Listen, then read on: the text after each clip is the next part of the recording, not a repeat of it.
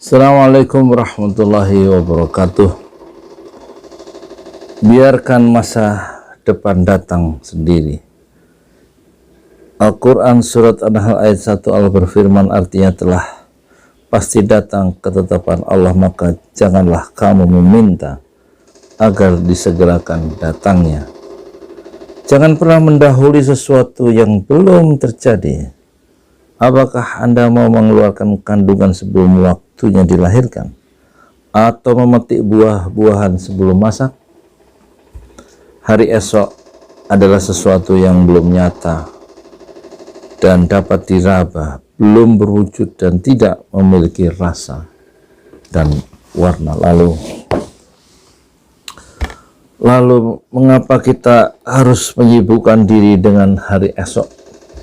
Mencemaskan kesialan-kesialan yang mungkin akan terjadi padanya, memikirkan kejadian-kejadian yang akan menimpanya, meramalkan bencana-bencana yang bakal ada di dalamnya.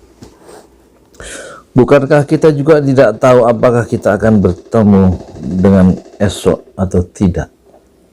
Dan apakah hari esok kita akan berwujud kesenangan atau kesedihan? Yang jelas, hari esok masih ada dalam alam gaib dan belum turun ke bumi. Maka tidak sepantasnya kita menyeberangi sebuah jembatan sebelum sampai di atasnya. Sebab siapa yang tahu bahwa kita akan sampai atau tidak pada jembatan itu, bisa jadi kita akan terhenti jalan kita sebelum sampai ke jembatan itu, atau mungkin pula jembatan itu hanyut terbawa arus terlebih dahulu sebelum kita sampai di atasnya. Dan bisa jadi pula kita akan sampai pada jembatan itu dan kemudian menyeberanginya. Dalam syariat Islam memberi kesempatan kepada pikiran untuk memikirkan masa depan dan membuka-buka alam gaib, dan kemudian terhanyut dalam kecemasan-kecemasan yang baru. Diduga darinya ada sesuatu yang tidak dibenarkan. Pasalnya hari itu termasuk tulul amal, angan-angan yang terlalu jauh. Secara nalar tindakan itu pun tak masuk akal, karena sama halnya dengan berusaha perang melawan bayang-bayang. Namun ironis, kebanyakan manusia di dunia ini justru banyak yang termakan oleh ramalan-ramalan tentang kelaparan, kemiskinan, lalu penyakit dan krisis ekonomi yang kabarnya akan menimpa mereka. Padahal semua itu hanyalah bagian dari kurikulum yang diajarkan di sekolah setan. Dalam Quran Surat Al-Baqarah ayat 268 Allah berfirman, artinya setan menjanjikan atau menakut-nakuti kamu dengan kemiskinan dan menyuruh kamu berbuat kejahatan atau kikir. Sedang Allah menjanjikan untukmu ampunan daripadanya dan karunia-Nya.